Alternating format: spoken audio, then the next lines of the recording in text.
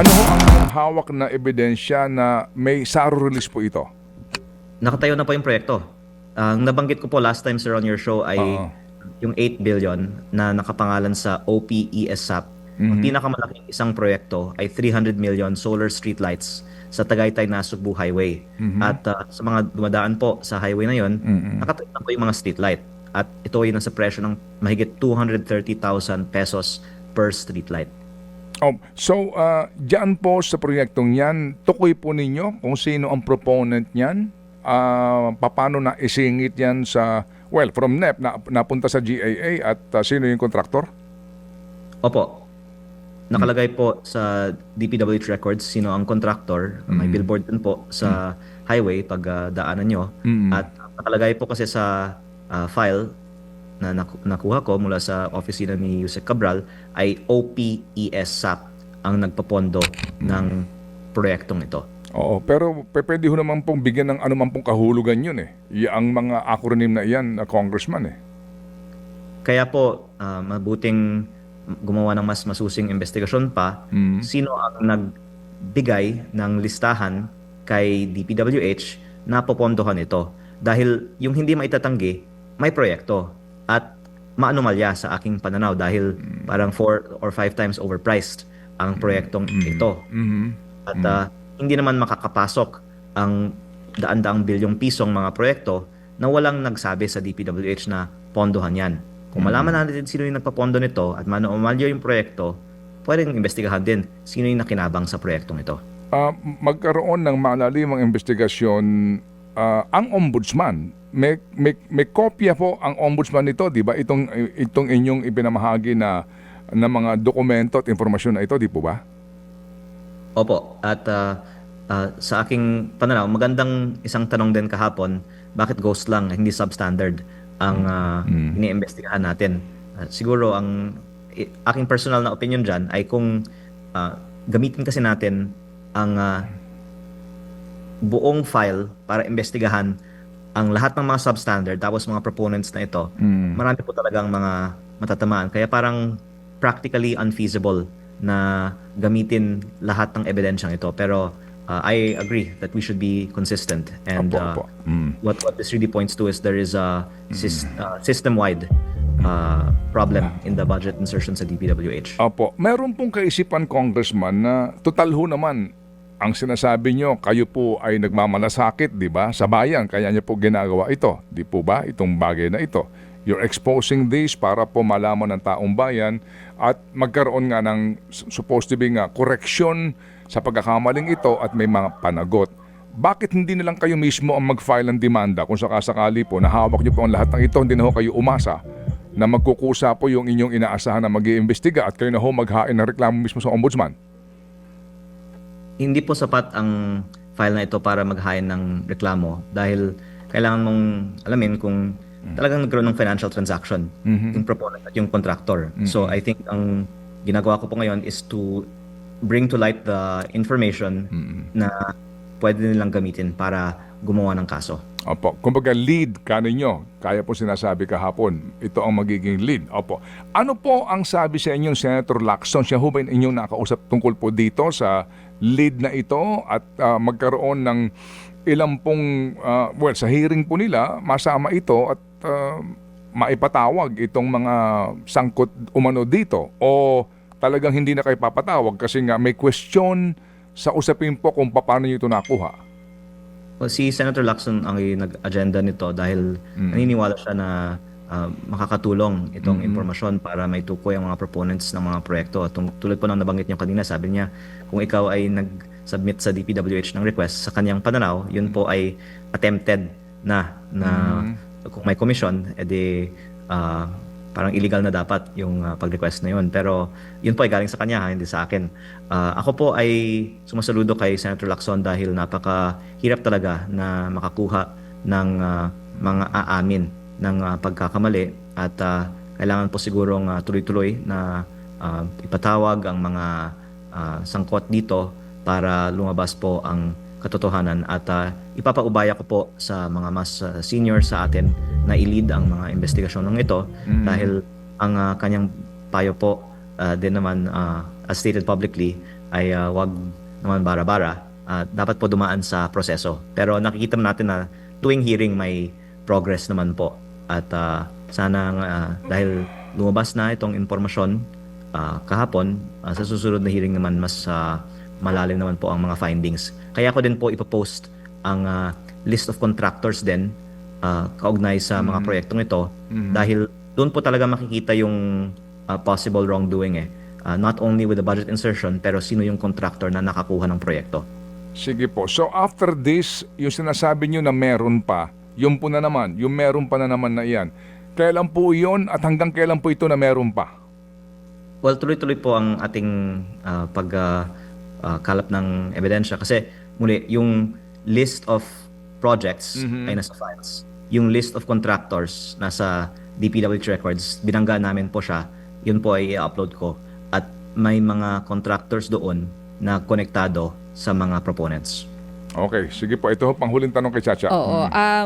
May bibigay lang po akong timeline sa inyo kung and correct as if we're wrong about this timeline. September, nakuha nyo po yung Cabral files. October, may mga balita na nakikipag-usap daw po kayo sa DPWH. Sa panahong sinasabi nyo rin na iniipit po yung budget ninyo doon sa inyo pong distrito. By November, tama po ba? Unti-unti nyo pong nilalabas yung files sa media, nagbigay din po yata kayo nun sa ICI and may sinasabi na parang meron din po doon sa Ombudsman. Tanong ko lang po, totoo po ba yung October 2025 last year? Nagkaroon nga po ba kayo ng communication with DPWH na nanghihingi po kayo ng additional funding para po sa inyong distrito? Nung nagpa-press con ako, I think October 16, may Yes. tumawag sa akin. Yun po ay But is it true that you're asking for an additional budget for your district? Yun lang po. Yes or no po, Congressman? Yes. Yes, Yes. totoo po ito. At Sige po. aminado po yan kasi yun nga po yung sinabi kong napag-usapan nung tinawagan ako sa gitna ng Oo. press con. Oo. So totoo po naghihingi kayo ng additional budget for your district? Tama po. Oo. Para saan po itong additional budget na ito? Pinost ko po sa Facebook nung isang linggo ang classrooms, multipurpose buildings. Actually, tinanggal ko nga po yung ibang mga road projects at ibinaba ko po yung presyo ng ibang mga proyekto sa aking distrito dahil ang gusto kong i-prioritize yung mga proyekto na hindi pwedeng kurakutin at yun po ay mga classrooms at ibang mga multipurpose buildings. So this is a normal budget realignment lang para po mas mapunta doon sa mas kailangan po ng distrito nyo. Hindi po ito produkto ng naging negotiation nyo with DPWH. Well, I really pushed for the additional funding galing po sa pagbaba ng presyo ng mga proyekto.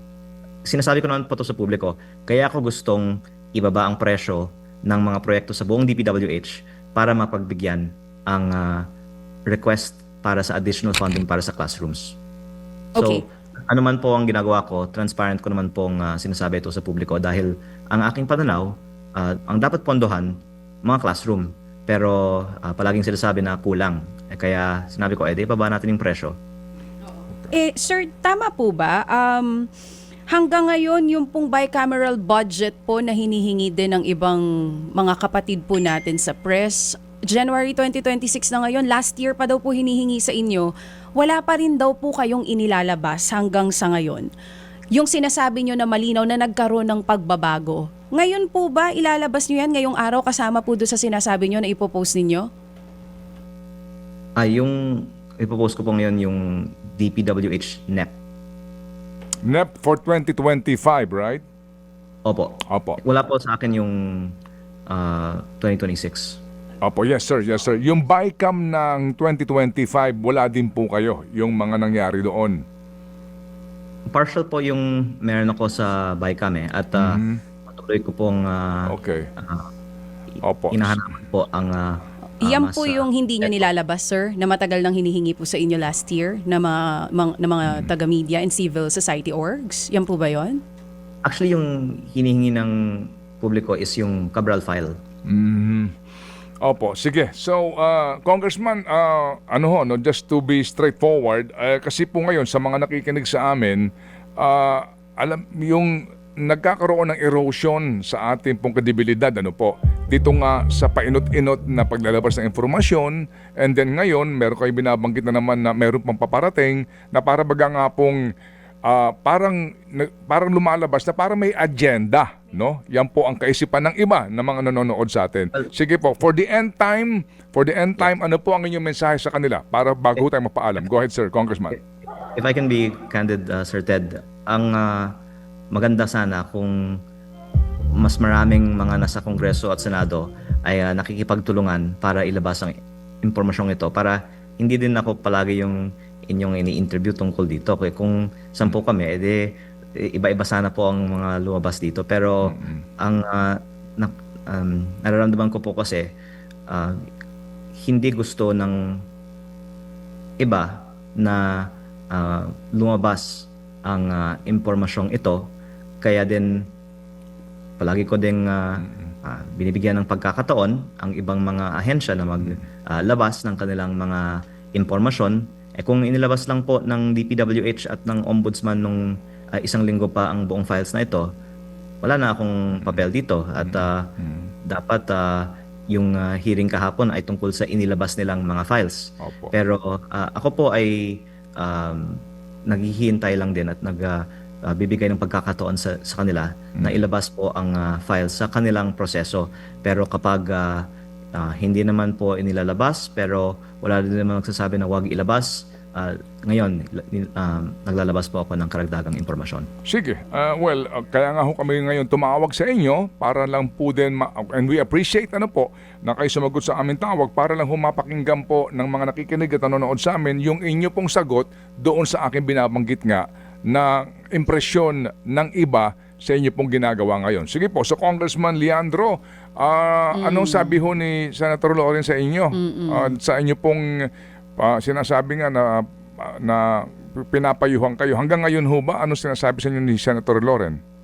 Sinabi niya na hindi ko naman po kailangan gawin lahat ito. At ang normal naman kasi is tahimik ka lang sa Kongreso. Pero ako po ay ayaw ko pong walang araw na wala tayong may contribute at makakaya naman po sa mga bumoto sa akin kung hindi tayo nagtatrabaho araw-araw. Oo. Congressman, last na lang po, are you aiming for a higher position sa mga susunod po na eleksyon? Actually, I take it one step at a time dahil hindi ko naman plinano na tumakbo a year ago at dahil nakita ko ang oportunidad at binenta ko din ang aking negosyo, doon ko po naisip biglaan na tumakbo.